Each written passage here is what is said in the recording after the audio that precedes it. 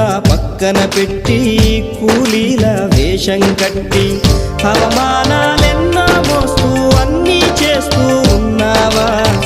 జీవితమే జీతంతోటి తూకం వేస్తూ ఉన్నావా? ఎండమావి నీళ్ళ కోసం ఎడారిలోన వెదికావా? ముళ్ళదారిలోన నువ్వు గాయమయ్యి నిలిచావా?